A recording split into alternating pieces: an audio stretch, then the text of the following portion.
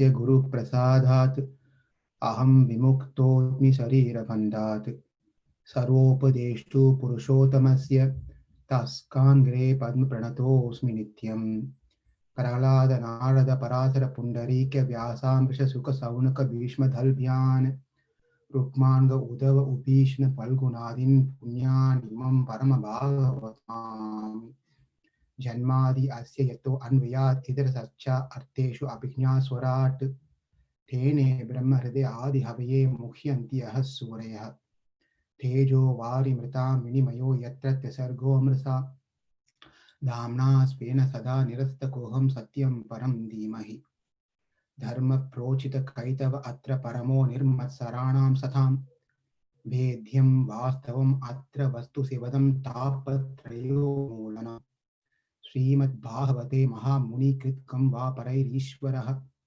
Sadyo Hadi Avarutyate Atra Katibihi Sushrusivi Takshanat Nigama Kalpataror Galitam Palam Sukhamukhat Amridam Dhruva Samyuktam Vivada Bhagavatam Rasamalaya Murao Rasika Bhuvi Bhavukaha Narayanam Namaskrityam Naram Shaiva Narottamam Devim Saraswatim Vyasam Tato Jayam Udhirayet Vasudheve Bhagavati Bhakti Yoga Prayojitaha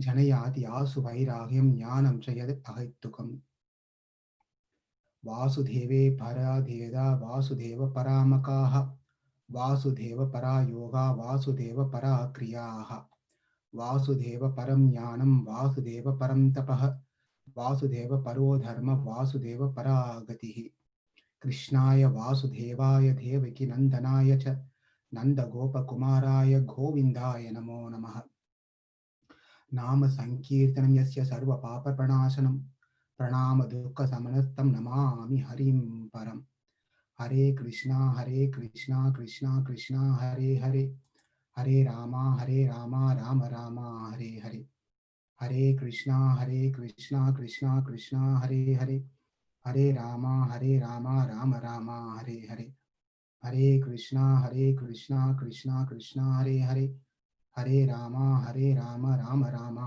Hare Hare.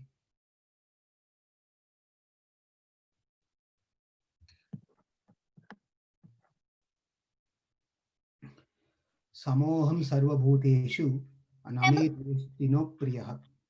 Hare Krishna. Prabhuji, can I tell my shloka? Okay, go ahead, tell your sloka. Patram pushpam param toyam yome bhatya paretsati tadam bhakti upashitam asnami paritatmanaha. Thank you very much, Rukmini. Nice sloka. Very nice. Sorry, Rukmini, I didn't ask you. I was late this morning.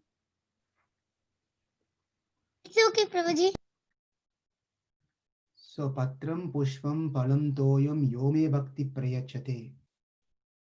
Krishna says in this particular sloka, thank you for bringing that sloka, which is quite very much related to the topic that we are going to discuss today. Krishna is so kind that, unlike all of us, he is quite different in the way that he doesn't look for the quantity, rather, he looks for the quality of bhakti. Therefore, he says in that particular sloka, you don't need to give anything big to me. If you can, that's good. But even a small leaf, a tulasi leaf, a flower, just a glass of water, any of these things, not all together. You don't need to bring all these 4 items. Even one item, little bit, you give it. But just make sure that when you're giving that one item, give with love and affection. And I hope you can all see the screen here. Yes? Yes, Prabhu. And what is the elephant is offering over there?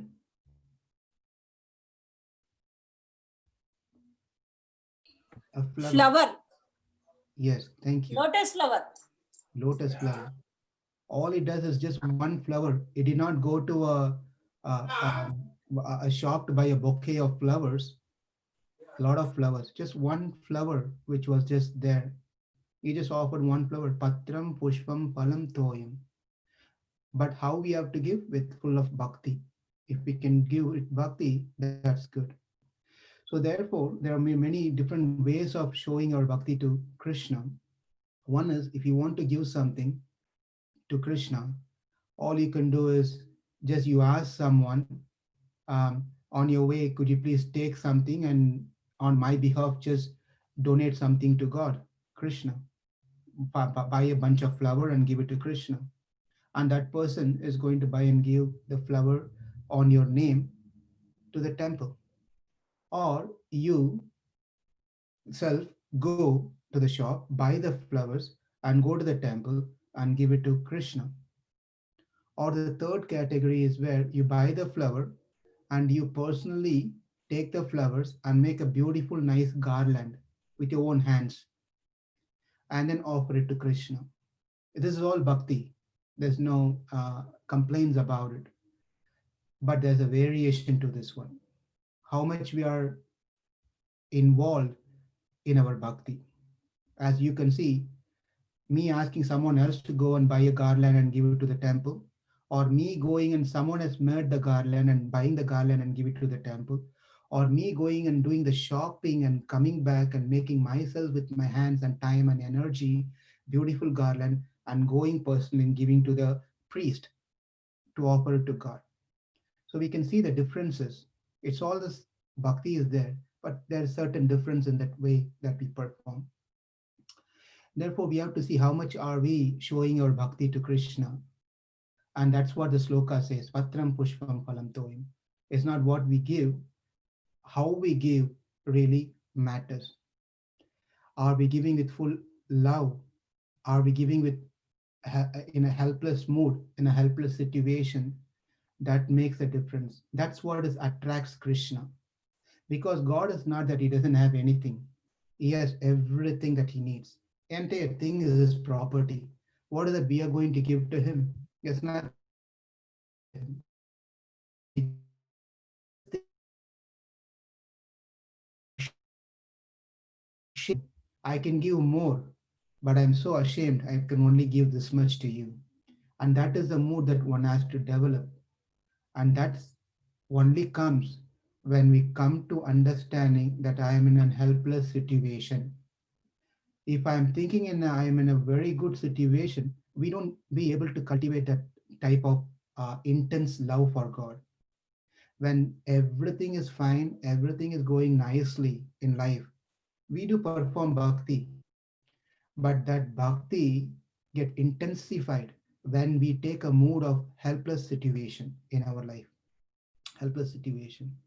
Mang upaitya punarjanmam dukkhalayam ashashvatam. Krishna says in the Bhagavad Gita, in the 8th chapter of Bhagavad Gita, this place where we are all situated in United States of America or Bharata Varsha or Australia, whatever you name it, whatever you call it, the best well-to-do country you are in. But Krishna simply says, this place where you are in is a place of misery, dukkhalayam, because there is no guarantee that we are safe, right? Now that we are wearing all this mask around our faces and going, doesn't want, not touching anyone and all those different things. So there are every single padam padam yatpi padam natesha. It says that every step that we take in our life is full of risk, full of danger. We are risk-taking people. But if we take risk for Krishna, that is much more appreciated. But we are taking risk on the material world, we get into the frustration. We get into problems in our life. Therefore, Krishna says this material world is full of problems, and therefore he names it universally, whether it's Bhuloka, Bhuarloka, Satyaloka, Tapaloka, Maharaloka, Janaloka, whatever different lokas are, or Atala, Vitala, Sutala, Salatala, Rasatala, Patala, whatever the talas are, doesn't matter. Whichever loka you go, whichever talas you go, it's all called in one term as Dukkalayam. Well, no, I don't think so. It's the Dukkhalayam because I'm really doing well. You know what? Even I don't have a job. I've saved my enough money, which is no problem for next until I find a next job, or even for 5 years, no problem. Well, that is good. That's good. Nothing to say wrong about it. But ashashvatam, shashvatam means everlasting, eternal, sashvat, everlasting things. Ashashvatam means there is no guarantee that it's going to stay with us for long. Ashashvatam is temporary. Even if we say we have everything, it's just temporary. We all know in 2000 what happened, right? There was a big recession happened where many people put the money in the market and everything, and finally what happened was collapsed. Everything got collapsed. Many people lost their job, lost their wealth, lost their money. Some people even, you know, go out to the extreme of depression, and some people died. They couldn't survive. Everything gone in matter of second. So therefore Krishna says ashashvatam dukkhalayam, dukkhalayam ashashvatam.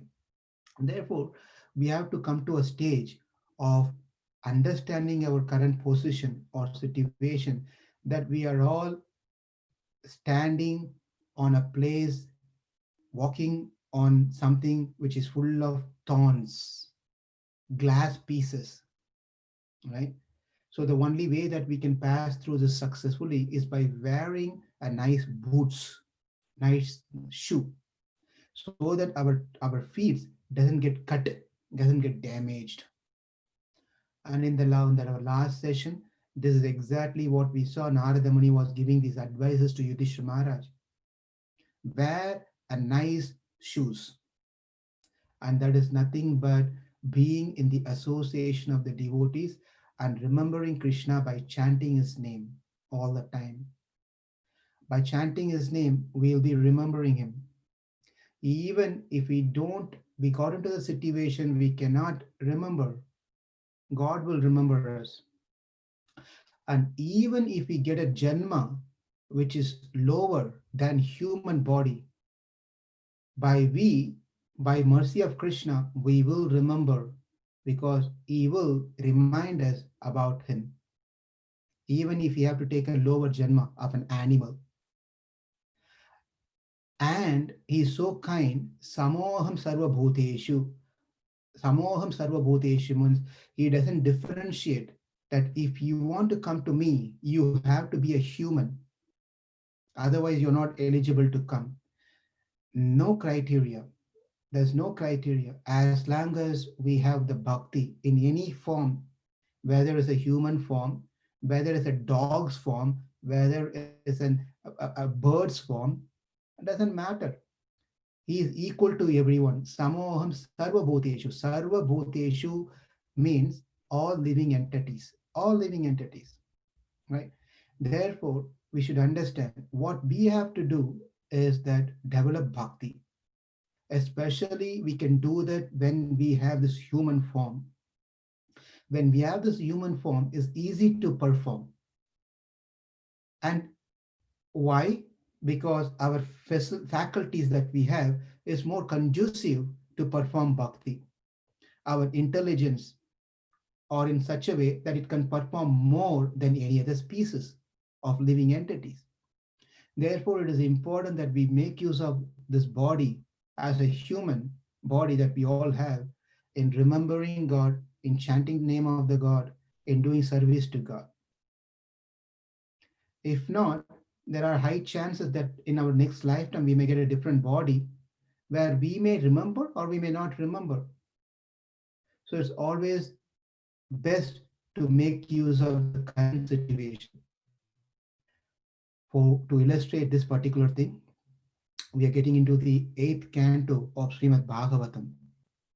In the eighth canto of Srimad Bhagavatam, what we just discussed is been illustrated very beautifully, very nicely by an animal, by just an animal, not even human, by an animal. Hmm? How it got into an helpless situation, but somehow or the other, it was able to remember his previous life.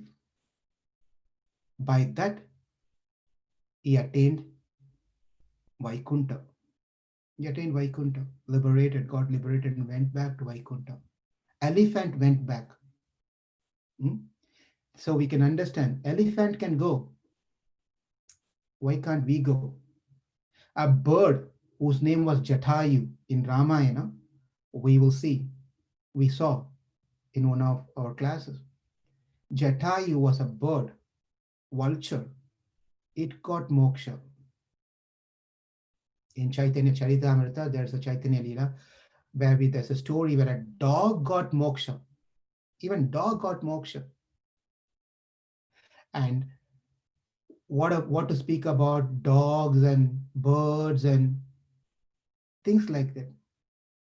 Even a non-living entity, you'll be amazed. What happened is one time Krishna was running away from his mother because his mother was chasing him because he was too naughty. He was uncontrollably naughty, right? But of course, Yashoda was enjoying all this pastime. But she was trying to catch hold of her son, Krishna. And then while she was running chasing Krishna, Krishna came to a person who was uh, a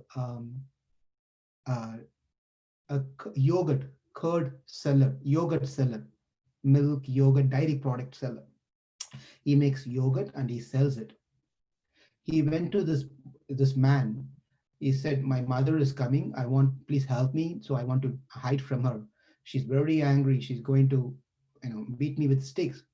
So immediately the pot, this man, he took this pot which he used to have the yogurt, the empty pot, the clay pot. It was a big in size. He covered Krishna over it. So Krishna was hiding inside this pot. Okay, Mother Yashoda comes and she was just looking everywhere. She couldn't find Krishna. She saw this man who was sitting there and he's just doing something, making his yogurt and curd, and there were many pots around, upside down. So she went and asked, "Did you see Krishna? Did you see my boy?" And he said, "I don't see anyone. I don't see him. He's not here. He's not here." And Yashoda, Mother Yashoda left, went away.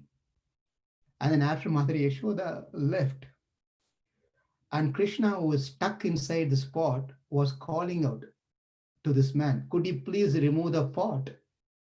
I want to get out of this pot. It's a little suffocating here. You please remove this pot."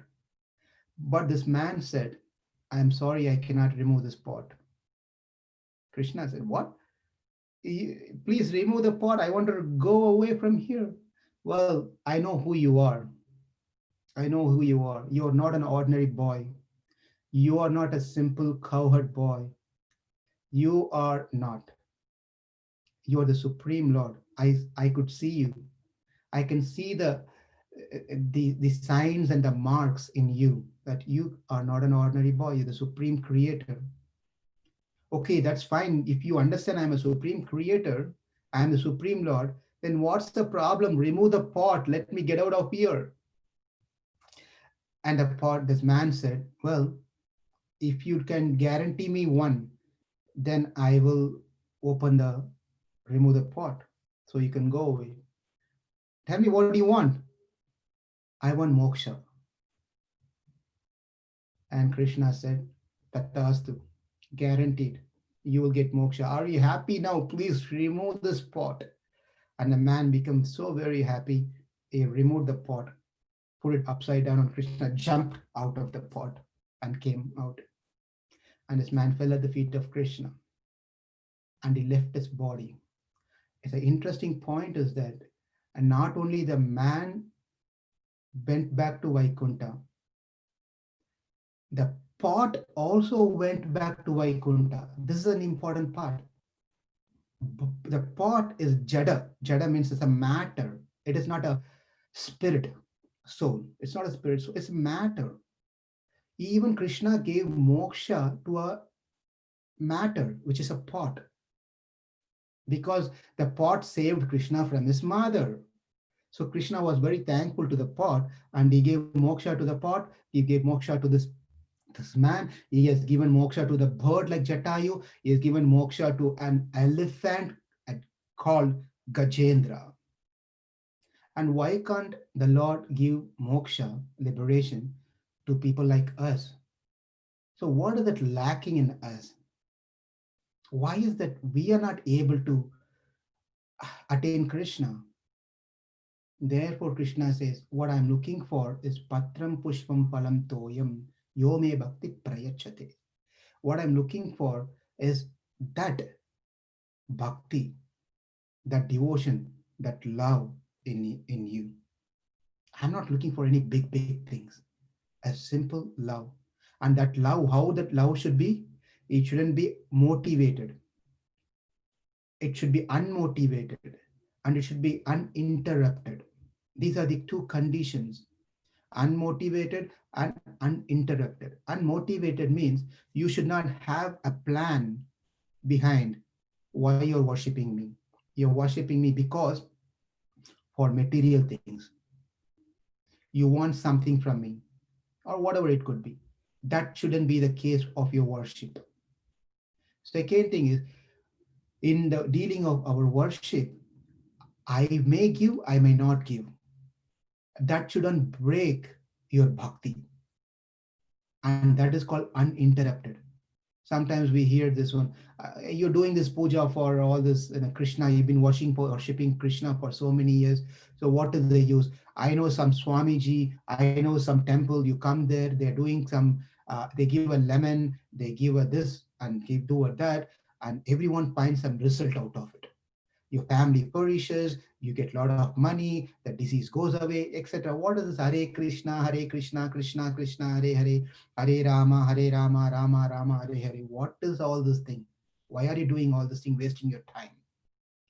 And maybe if our faith is not stronger, our bhakti get interrupted. Therefore, Krishna says uninterrupted and unalloyed, unmotivated. Bhakti is very important. And that is what is Krishna is looking for. And that is exactly what we need to cultivate. Saying that, after being told the entire narration, then the story continues where Parikshit Maharaj asks Shukadev Goswami. He asks Shukadev Goswami that you have explained about Swayambhuva Manu's lifetime. Now, I like to also hear the stories and details about other Manus. There are other Manus also. Manu or Manus means, let's see this one. I have a slide here where um, you can see here. You can see the slide, correct, Ravi? Yes, Prabhu. Okay. So as you all know, we are in 2020, right? Year 2020. In Kali Yuga, there are 432,000 years. You can see the slide where it's on the right side on the bottom to you. Kali Yuga is 432,000 years. Double the Kali Yuga is Dwapara Yuga, the previous Yuga. Three times of Kali Yuga is Traita Yuga. And four times of Kali Yuga is Satya Yuga. And these four yugas together is called one Divya Yuga. Four yugas together is called one Divya Yuga. Okay. And 71 times of Divya Yuga is called one Manvantara. One Manvantara. And 14 times of Manvantara, 14 times of Manvantara is called one Kalpa. That is, one Kalpa means a day of Brahma, one day of Brahma. Daytime of Brahma, to be more specific. Likewise, equally, nighttime is also there. But one daytime of Brahma is called Kalpa. In one day of Brahma, there are 14 Manus have comes and goes. Manus mean a ruler who comes. 14 different Manus, they come. Okay. Therefore, what has been told so far by Shukadev Goswami to Parikshit Maharaj is only the one Manu. So there's no other further details has been given to Parikshit Maharaj about the other Manus. There are so many other Manus. The names are given here, as you can see here: Swayambhuva Manu, Sorchita Manu, Uttama, Tamasa, Raivata, Chakshusa, Vaivasvata. Vaivasvata. Right now, the Manu who's ruling all of us, his name is Vaivasvata Manu. We are in the seventh Manu right now. Before us, six Manus have already gone. So from this, we can understand that it is the daytime of Brahma, right? It is obvious. It is daytime of Brahma. Brahma also go to sleep. He also takes rest. He also get tired, like how we do. So when if that means Brahma has not slept yet, it's his daytime. In one day of Brahma, 14 Manus comes. We are in the seventh Manu. And then whereas Parikshit Maharaj is asking a question to Sukadev Goswami, you explained about Swayambhuva Manu. I understand about Swayambhuva Manu. And can you please explain who are the other Manu? Swarochisa Manu is the second Manu. And he had several sons. He had many other sons. And the third Manu is Uttama. Uttama is the third Manu. Okay.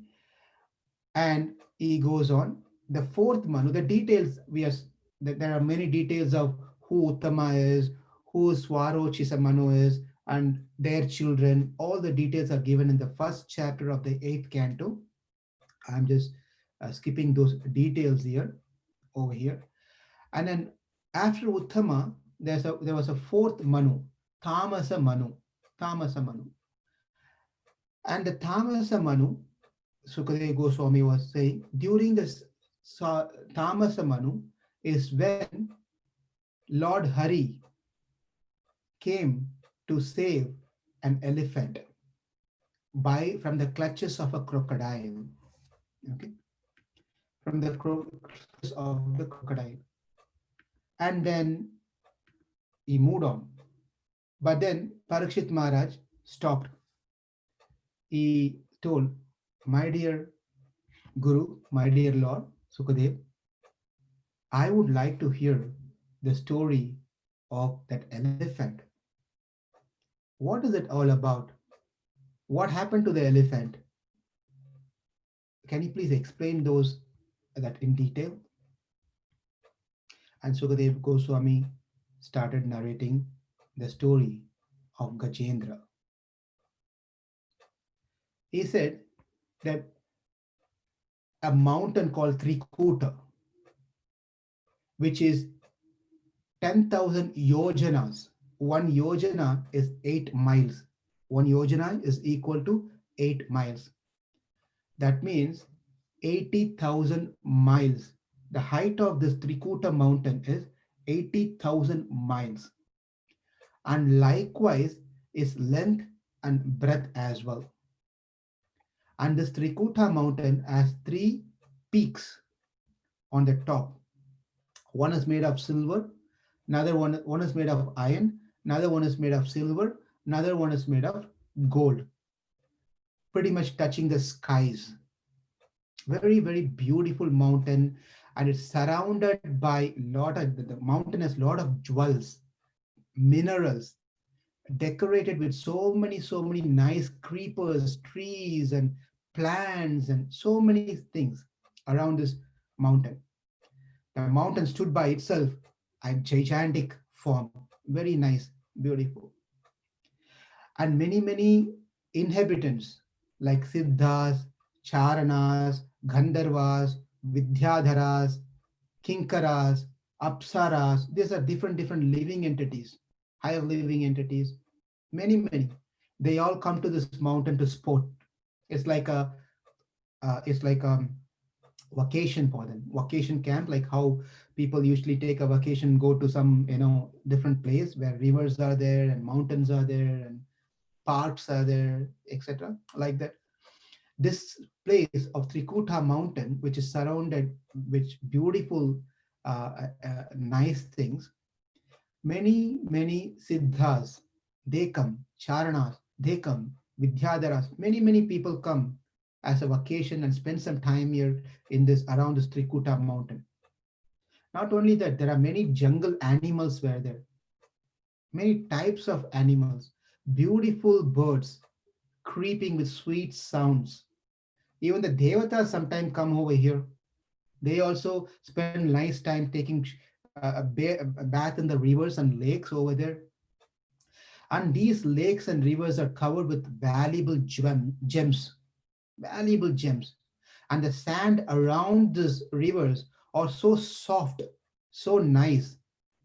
So the waters are so crystal clear. When someone takes bath, you can even see their entire body. It is so crystal clear. And it is surrounded by nice flowers. Therefore, the fragrance is so sweet, so nice. And the breeze was appropriate for this whole situation. The environment was so nice. And in the Strikuta mountain, there is a garden, Ritumat. There's a nice garden called Ritumat.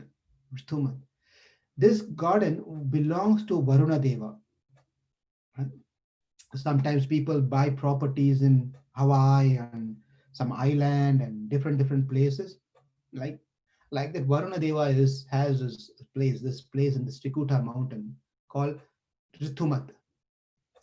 And he had this place, and this garden has beautiful flowers, and Bhagavatam gives all the names of these flowers which we would have never heard these names, at least for the sake of hearing, because this is the words coming from Vyasadeva.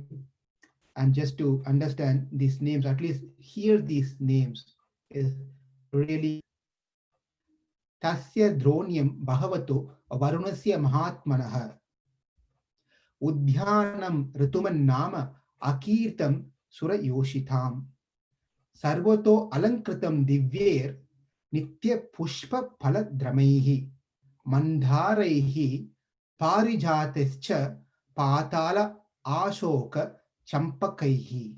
And the list goes on. And he says Mandhara flower is there, Parijata is there, Pathalas are there, Ashokas are there, Champaka, a flower called Champaka, Chutas, Pialas, Panasas, mango trees where there's Amraka, Kramukas, coconut trees, date trees, pomegranate, Madhukas, palm tree, Tamala tree, Asana, Arjuna, many flowers and plants and many trees were present there. Some of those trees are not even, we don't even have those trees. We can't even find those trees now.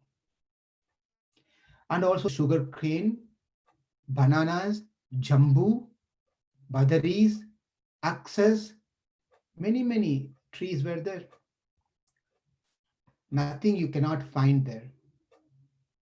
This garden was filled with wealth. And because of this, nice birds comes. And the birds were also different types of birds were there. Again, Bhagavatam gives beautiful narrations and names of these birds. And they all come there and they enjoy by singing songs and taking dip into the water. Enjoy this whole scenery. It was all very pleasant. Anyone would like to go to this place and spend time there. On the other side of this area, a place where there was an elephant. And this elephant is a leader of all the animals over there. It is so very powerful that even so-called the lions, who are considered to be the king of the forest, even the lions are afraid to come in front of this elephant, this particular elephant. Very powerful, very powerful. All the wild animals will run away when they see this elephant. At the same time, all the sadhu animals and birds, they happily walk around because all the wild animals are afraid when the elephant comes. Therefore, when the elephant comes, all the other soft animals, sadhus. They're all happily jumping and walking and going around because of this elephant. The elephant, along with his family, they were all happy and they thought of having a outdoor activity, and they were just decided to come to this particular place,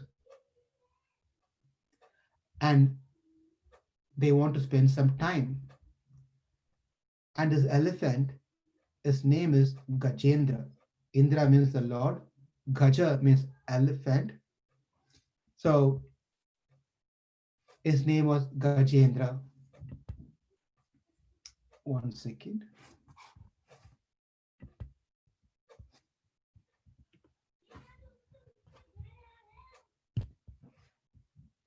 I'm sorry. One second. I'll be right back.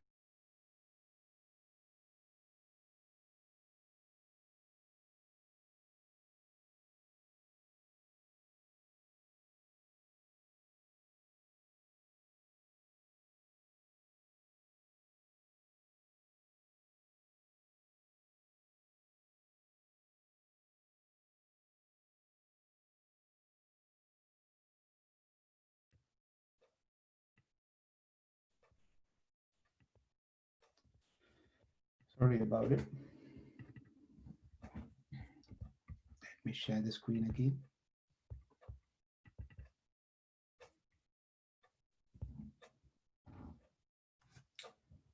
So the elephant decided to go on a trip and an outdoor activity with his family members. So he gathered all his, wives, children, friends, relative. They all were coming to come and have a nice, dip into this lake. And this elephant Gajendra was completely intoxicated while he was walking on. He was not, removing, uprooting the trees and you know dashing on other trees and a lot of things. He was just completely intoxicated in a very happy mood. So while he was coming, then he saw this lake. Then he decided that he wants to jump into this lake along with his friends, family members, and his small elephants. He has his children also. So he decided to go into this water to take shower. The elephant likes to dip into the water, and they all jumped into the water. It was a cool, nice water. The lake was so very nice. The elephant enjoyed. He took the water, splashed on his children, splashed on his wives, and the wives and children were splashing on the father, and they were having nice time together, enjoying and playing, throwing the ball over there, and the other elephant is throwing the ball back to this father, and they were having nice time. Things was very nice. They didn't know the time was going. It was getting late, but they didn't realize it was getting late. But they were having nice time. The environment was so conducive, but someone who was in the lake was not happy because of the elephant was too much. The elephant's activities were too much. It was a disturbance for the inhabitant of that lake, and that was a crocodile. There was a crocodile, and this crocodile was very upset. He was upset. So he became very angry, and he came charging, rushing straight to the king. Gajendra opened his mouth and caught hold of one of the feet of this elephant. As you can see in the picture, maybe I should just enlarge it. So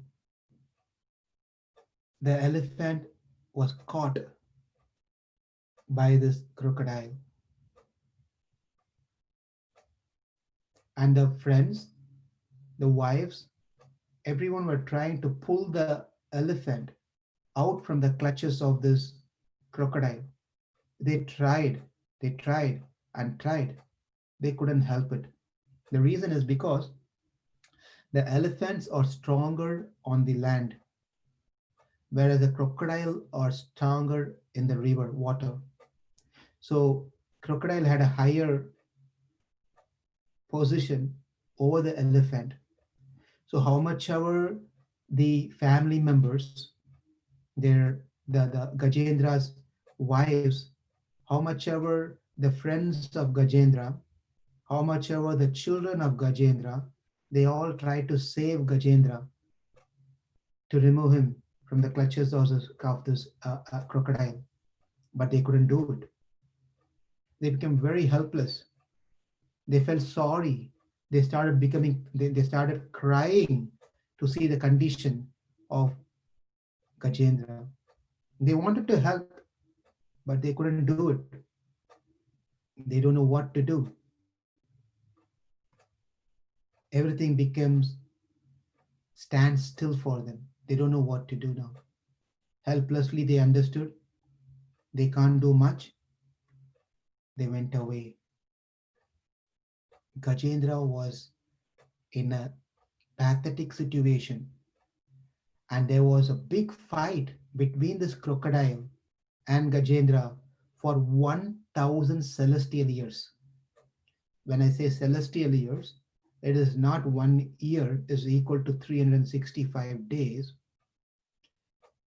It is multiplied by 1000 years. So many years that the elephant and the crocodile were fighting. Elephant was wanting to get out of it, whereas the crocodile was not leaving the elephant at all. 1000 celestial years. We can't even imagine how much pain and suffering that elephant would have gone through for all these years. It tried its best to get out of it. Whatever it could try, it tried its best, couldn't do it. And finally, the situation was so bad that elephant was losing all his energy, all his strength, all its hope was smashed into powder pieces. No one came to help. Such a strong elephant, where even the entire forest afraid to come and stand in front of this elephant. He was the king of this entire area. Helpless. Couldn't save himself. No one could save him. And he's losing his energy, strength, was becoming weaker and weaker and weaker. Pretty much he was drowning into the lake. As he was drowning, is pretty much all the body, the entire body was going down and down and down as the crocodile was pulling him down. All it was left was his head up on the surface. He saw a flower nearby, a lotus flower. Then he remembered something from his previous life. He understood that none of my friends, none of my relatives could rescue me from this danger. What to speak about wives and children? No one can help me. I understand that. Therefore, I need to take shelter of one who can help me. Only one person can help me. That is the Supreme Lord. Only He can help me. Understanding that, remembering his previous life, he started. He took the flower, as you can see the picture. He took the flower, raised up, and started offering prayers after prayers after prayers after prayers. So many beautiful prayers. Om Namo Bhagavate Tasmai Yata Ichat Atmakam Purushayadi Bijaya. It just goes on. with many stotras, explaining, even though he spoke so many slokas praising the Lord, nowhere he mentioned the names of the Lord, whom he is addressing to. But he kept on praying, glorifying the Lord. But the clue that he gave is Om Namo Bhagavate Tasmai. I offer my respectful obeisances to the Supreme Lord, Bhagavan. That's where the starting point is. Bhagavan. Bhagavan has a very important meaning to it. You know that Gita is not simply called a Gita, it is called Bhagavad Gita. And then what we are reading right now is called Bhagavatam, Bhagavan, Bhagavatam, Bhagavad Gita, Bhagavatas. The devotees of the Lord are called Bhagavatas. Therefore, you can see this word Bhagavan, one who possesses all the opulences, specifically many unlimited opulences, especially the six opulences: Jnana, Aishwaryam, Virya, Tejas. That is, let me translate it. That is the knowledge, strength, beauty, fame, renunciation, wealth, all the six things in full. In full. A person who has all the six things in full is called, one who possesses all the six in full is called Bhagavan. Van means one who holds, one who possesses. Bhaga means opulences. Himavan. Himavan means one who has ice. Vidyavan, one who has knowledge. Like that, Bhagavan, one who possesses all the six in full. We can find people in the world, they may have one of these, but not, we can't even say they have in full. They may have little bit of knowledge that they have, but they think they know everything. They become Vyasadev. That's a problem. In our case, we know little bit and we think we are the composer of Mahabharata. We might know one sloka, then we think we are Valmiki, right? That's how our conditions are. And what happens to this nature when we start thinking we know better than others, the downfall comes. And it is so very dangerous to think so, because that might even go to the extreme that we start thinking about our guru, whoever our gurus are, whoever taught us, whoever brought us into path of bhakti, into Krishna consciousness. Sometimes we start comparing us with that person. Oh, he only knows this much. Now I know more than him. He only knows this much. She only knows this much. I'm better than that person now. Therefore, who is he now? So this is very dangerous mentality if we start thinking like that. Therefore, a person who is spiritually elevating will always think, I know nothing. What I know is the size of a mustard seed. What I need to know is unknown. Knowledge is vast, unknown. But we can understand from Krishna, he's completely renounced. He's completely renounced. What is that he doesn't know? He knows everything. What is that he does not have? He has everything. Therefore, this elephant offers the prayer saying, Om Namo Bhagavate Tasmai. I offer my humble obeisances unto you, my dear Lord, because you are the cause, root cause of everything. Yata ittachit atmakam. You are the root cause of everything. You are the spirit soul. You are the Paramatma within everyone. You are the Paramatma even in Brahma and Lord Shiva. And what to speak about all the living entities. But still now, the elephant is not addressing that person by name. He just goes on. Everything is resting upon you, my dear Lord. Without you, nothing can exist. These are not, shouldn't be something new for those who have read Bhagavad Gita. Matah,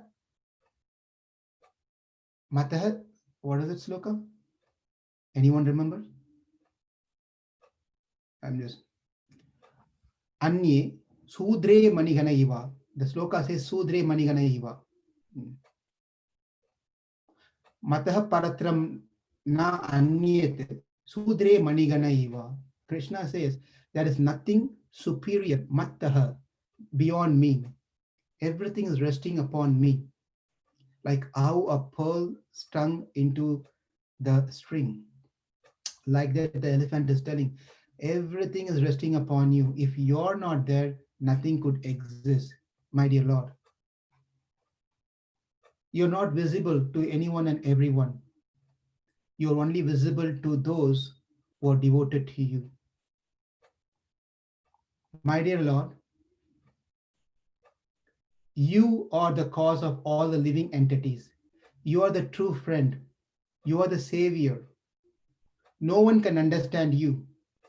If anyone say, I know you, they really don't know you. So the elephant goes on with all these wonderful, beautiful prayers after prayers after prayers after prayers. As he was praying, then he comes to a point. He says, Namo Namaste Akila Karanaya. He's coming to the closure of his prayers. Namo Namaste Akila Karanaya Nishkaranaya Adbhuta Karanaya. He says this beautiful sloka. Now I offer my obeisances to you, who is Akila Karana, who is a cause of everything, who himself doesn't have a cause, Nishkaranaya, who himself does not have a cause. Because we all can trace our life, right? I have a father, my father had a father, his father had a father, his father has a father. So the parampara goes. But then one who does not have any father, that person is Nishkaranaya, who is, there's no cause for his existence. For me, my father is the cause of my existence, materially, I mean. But who the person who doesn't have a cause, I am praying to that person, Adbhuta Karanaya, who does wonderful things, wonderful activities, wonderful activities. I am praying to that particular God. While Gajendra was offering his prayer and is going through the suffering, all the devatas already came there. They wanted to come and help this elephant. They saw this elephant is going through such a hard time. They all assembled over there, wanting to help this elephant. But when we're ready to help this elephant, that's when this elephant started this prayer. Om Namo Bhagavate Tasmai. When he started this prayer, Om Namo Bhagavate Tasmai, whoever came forward to save the elephant, they stepped back. They stepped back. They didn't come forward because they understood that this elephant is not our property, because the elephant itself has accepted that it belongs to someone else, not to us. Therefore, the elephant is addressing and calling to someone else. I am not Bhagavan, you're not Bhagavan, Indra is not Bhagavan, Varuna is not Bhagavan, Brahma is not Bhagavan, Shiva is not Bhagavan. So who is that Bhagavan then? Let that Bhagavan come and save this elephant. They can't proceed further. They let the elephant to continue his prayer. At that point of time, an interesting thing happened. The Lord, who was in Vaikunta, hearing this prayer, intense prayer, that elephant is crying out. You can see in the painting here, you can see the tears are coming out of this elephant. Right? You can see over here.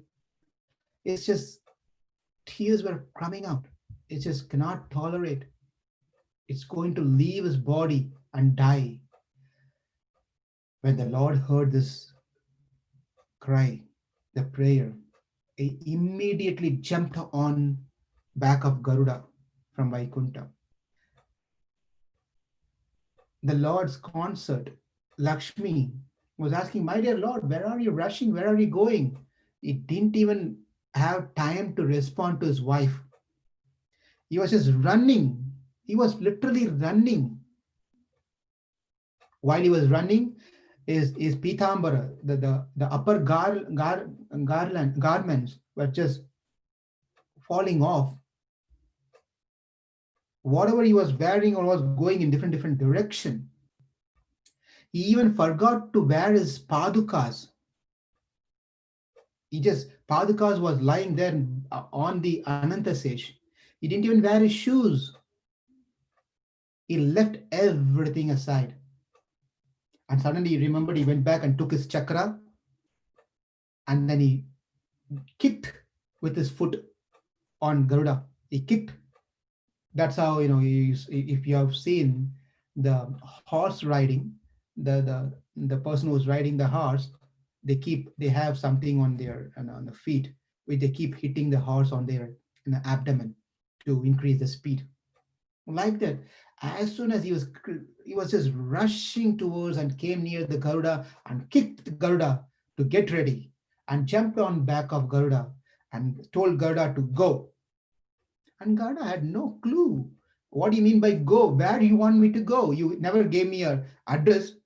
We before we get started, we put into our GPS. Now no more GPS. It's all in the mobile phone, and the cars are all designed. Like, we type in the punch in the address where to go, and then it gives a direction. We drive accordingly and we go. Over here, when the Lord came, he kicked on Garuda and said, "Go." And Garuda was saying, "Go? Address, please." And Krishna could not he didn't have much time. The Lord did not have much time to give. Okay, it is 807, this boulevard, St. Louis, MO 63108, click start. He didn't have much time to do all this thing. He didn't want to even give address. He just said, enough is enough. He just even took the Garuda and put it on his armpit and said, "Let's go." And he jumped right in the spot of where this event was happening. He just came right there. As soon as he came there, the elephant was concluding his prayer. He was full of tears. He offered that flower at the lotus feet of Krishna. And the elephant was saying, "My dear Lord, kindly do not mistake me. Kindly do not mistake me that I called you, I prayed for you to save me from this crocodile. That is not the reason I prayed." Then why did you pray? What did you do then? Why you wanted me to come here? "My dear Lord, I took this flower, but before I die, I want to make sure I offer this flower at your lotus feet. That's the only reason that I wanted you. I want to see you. Not because of this pain that I'm going through. Whatever the pain that I'm going through is completely because of the karma that I have. So if I don't drain my karma, then I have to take another birth and go through a different pain in my life. Therefore, let me suffer as much as possible, go through this pain, so I finish my karma, all my karmas, and go back to you, come back to you. But my intention of this prayer is to offer this flower at your lotus feet, nothing else. And Vishnu became so very pleased. Hari, in this incarnation, the Lord came as Hari, Sri Hari, and he took his Sudarshana Chakra, that is a disc he has in his finger all the time. he took the Sudarshana Chakra very carefully, because the elephant, his leg is on in the mouth of this crocodile. Crocodile mouths are pretty much long, right? So it is halfway through the throat. So therefore, you have to cut it very carefully. He's a best surgeon. Krishna is a best surgeon. In the previous sloka, in the previous canto, also we saw a surgeon in the form of Hiranyakashipu. He also did a surgery, right, to Hiranyakashipu. Narasimhadev did a surgery to Hiranyakashipu. Now also Krishna is doing a surgery. He is a pakka perfect physician. Therefore, he very carefully released the chakra so that it cuts off the head of the crocodile, but it doesn't damage or hurt the foot of the elephant, Gajendra. How carefully he should be doing that one then. So he released the chakra went and cut off the head of this crocodile. And the Gajendra was released from the clutch of this crocodile. And all the devatas who were standing up in the sky, they showered flowers and glorified this wonderful act of Krishna. Great act. One might be thinking, what is great about this? What is great? It's a crocodile. I know my someone who relate. He goes on hunting. He shot a crocodile. So I can also shoot crocodile. I can also shoot deer. What's the big thing about glorifying Krishna for just cutting off the head of the crocodile? It is not the matter of killing or cutting off the head of crocodile. It is adbhutam. His activities are so wonderful. He doesn't need to come down to do this act in first place. Sankalpa matra, meaning in Vaikunta, if he is sitting there, he knows what's going on over here in this Trikuta mountain area with his sankalpa. Oh, this elephant is praying for me, is going through some suffering, and because of this crocodile, let that crocodile die. That's all. That's all he has to think. The Lord simply has to think, let him die, and we will die. There's no choice. Crocodile will die. If the Lord wants us to die, we will die how much ever we try to save ourselves. And if Lord wants to save us, how much ever we are going through difficult time, in He will save us. We will not die. Meaning, I'm talking on the material standard. Therefore, here, why did he come here? Two reasons. One thing is, if he personally does not come, where is this elephant is going to offer this lotus flower? He has to come to accept it.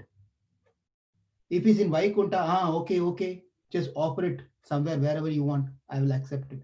And that's not what Vishnu wants to do, the Lord wants to do. Patram pushpam phalam thoyam. When we give a flower with deep, deep love, he personally comes and accepts it. It is just because we are not doing so, we are not able to see, or he is not coming to accept it. So here the elephant was intensely wanting to offer that flower to Krishna. So Krishna there's no other choice for him other than to come and accept that flower. Number one, that's number one reason. Number two is, when a child is suffering, the parent does not ask a neighbor to go and help the child. If my child is having some hard time, fell off from the staircase or somewhere and got hurt, I don't call my neighbor and tell my daughter has got some hurt. She just slipped off. Could you please come and take care of her? How does it sound? Awkward. What type of father would I be? Rather, I stop everything. That is nothing is important for me. because I have to take care of my child first. Then comes everything else. The Lord did that. And that is what has been appreciated by all the devatas and rishis and munis and many, many. What a wonderful act. For an elephant, you came down, which could have been done otherwise very easily. What a great act. Not even a human, is an elephant. You came to save him, to accept his prayers. Amazing, wonderful. And the elephant offered the prayer, offered the flower, and the Lord accepted, and he took the elephant and returned back to Vaikunta. He went back to, the elephant went back to Vaikunta.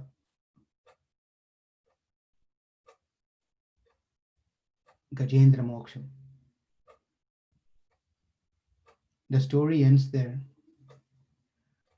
But further it continues. Who was this Gajendra? How did he get this body as an elephant? Why did this crocodile, in spite of having many elephants, it was not only the Gajendra who was in the water. There were other elephants also present in the water playing. But why did this crocodile bent and caught hold of Gajendra's feet? Why not the other elephant, which was much weaker in strength compared to this Gajendra, could have easily defeated the other elephant? But why Gajendra's feet? We will hear more on these things in our next session.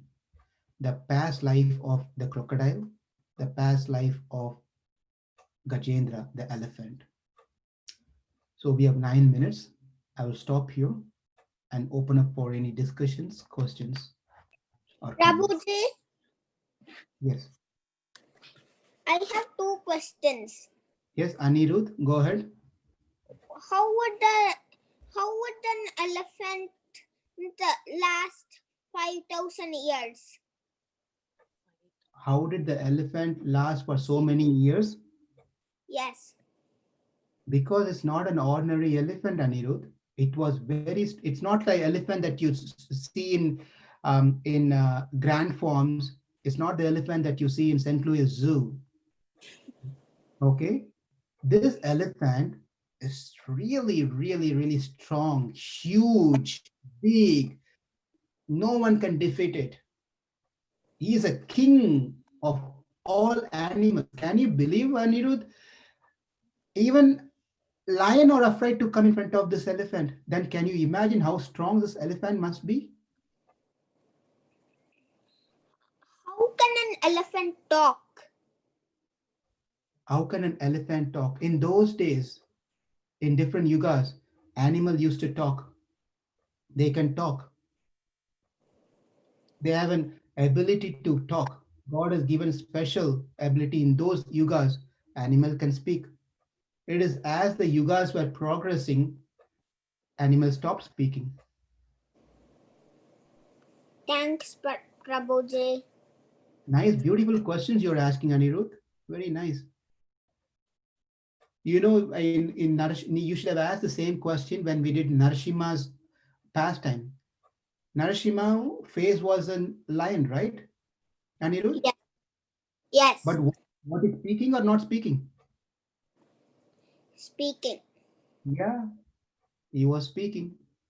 And in Ramayana, Jatayu was a bird. Was he speaking or not speaking? Speaking. All the monkeys, Sugriva, Hanuman, Bali, they were all speaking. You see that? Yes. Yes. So Gajendra can also speak. Thank you for the question. Anyone else? Prabhuji, Yes, Rukmini?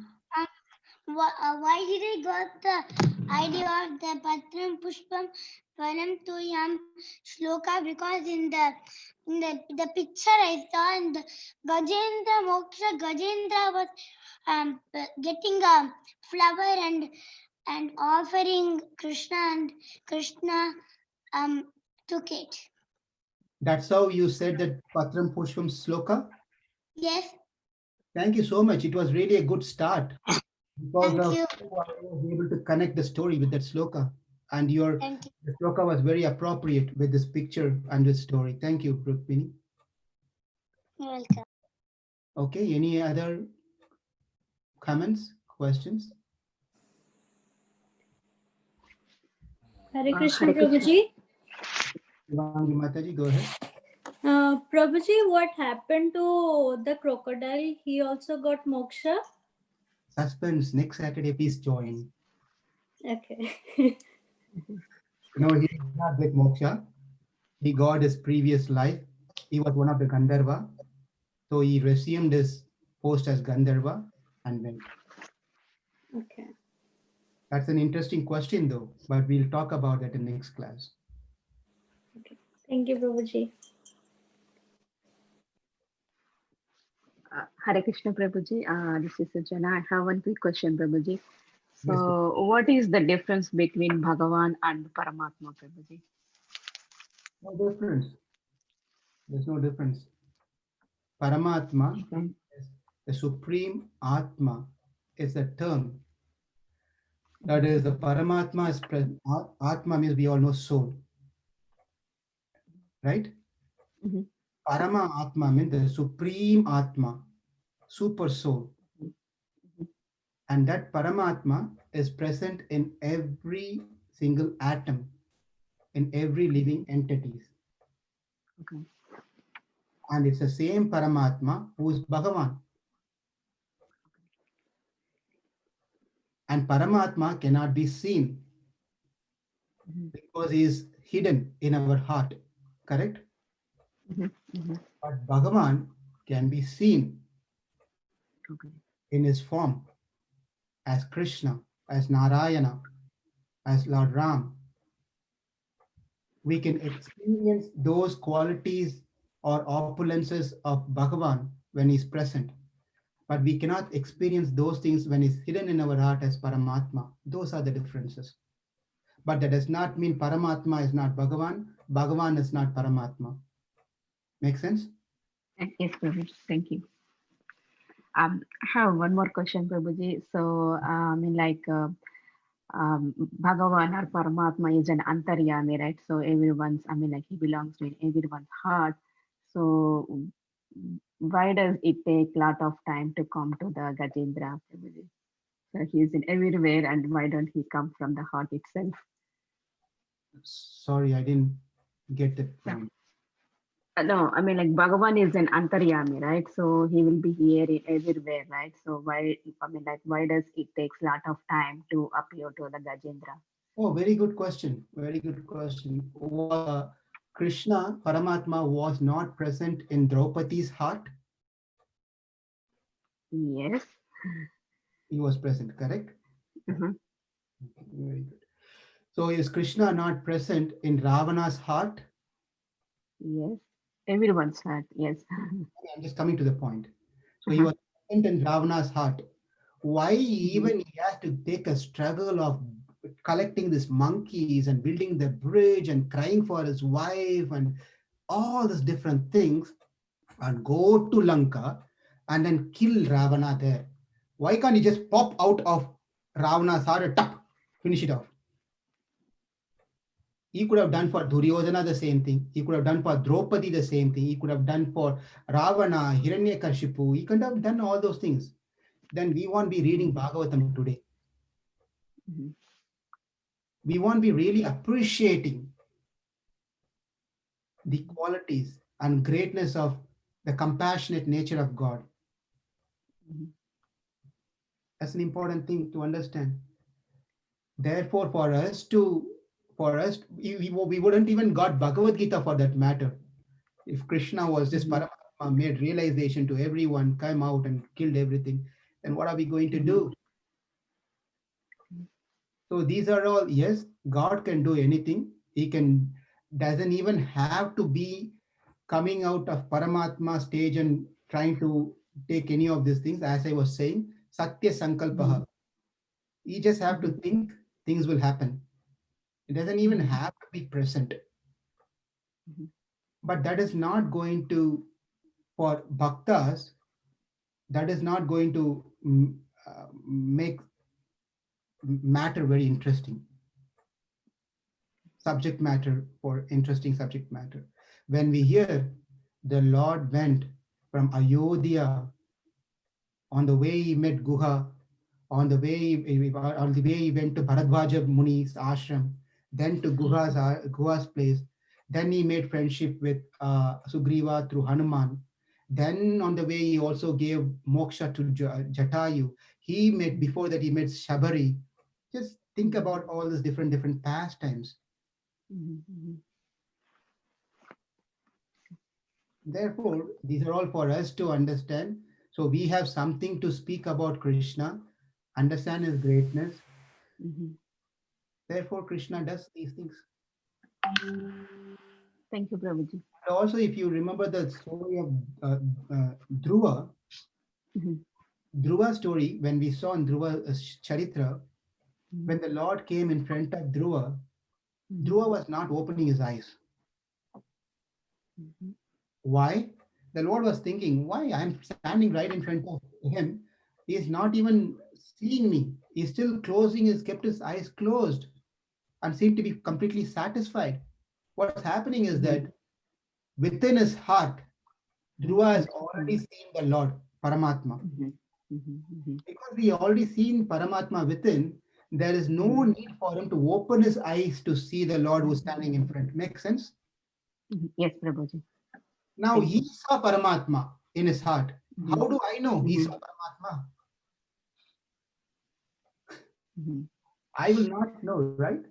So Uh-huh. therefore, for people like us, the Lord has to Yeah. appear. Lord has to appear in front. And the way he Mhm. appears, he comes from Vaikunta or he sends the saris remotely. He Mhm. has remote services, courier service. He can do that one.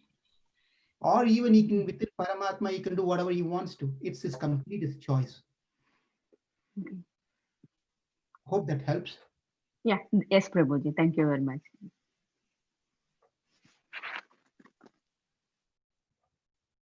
Anything else?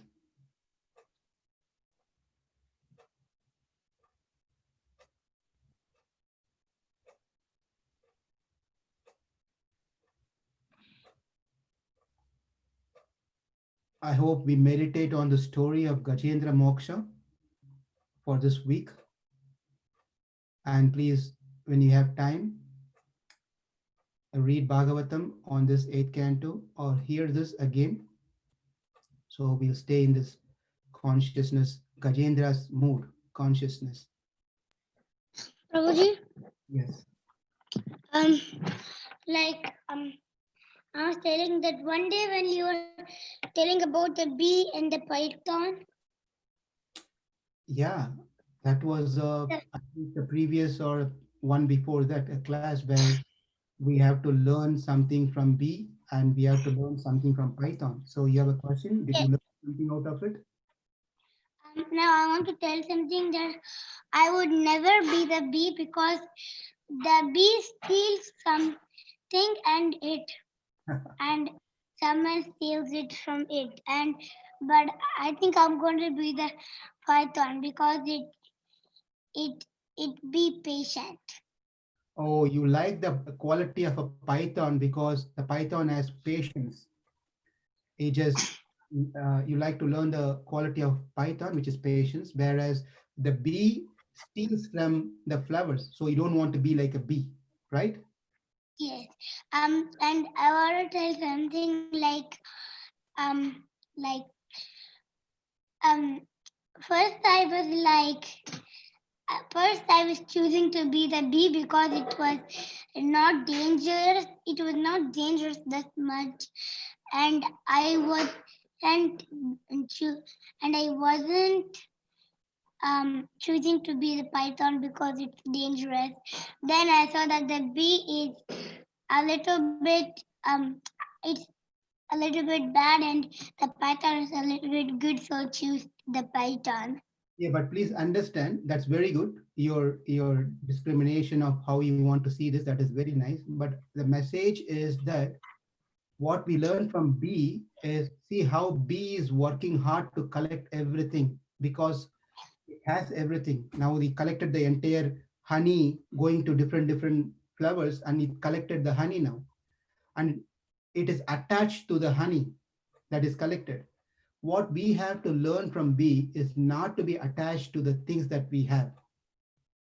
If we are Yes, attached to the things like how the bee is attached to the honey, it will be taken away one day. Correct?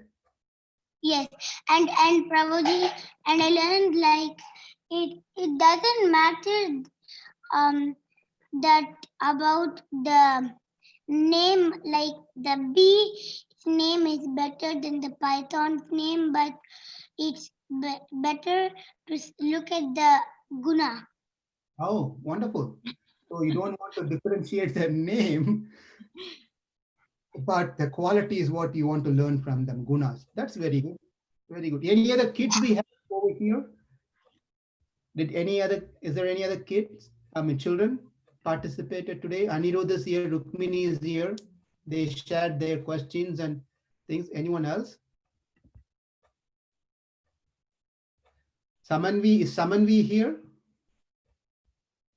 No, Prabhu, she's not. She's other class. All right. So I guess no other kids are here then. Okay. All right. If there's no other questions, thank you all very much for the participation. And Ashok Prabhu, do you have anything to share? You can go ahead. Babu, we are all kids, so those are just smaller kids. We are bigger kids. We have a lot of inhibitions, so that's why we can't speak. But anyway, so no, nothing else to add. Thank you very much. It was very nice class. Thank you all very much. Hare Krishna. See you all next week.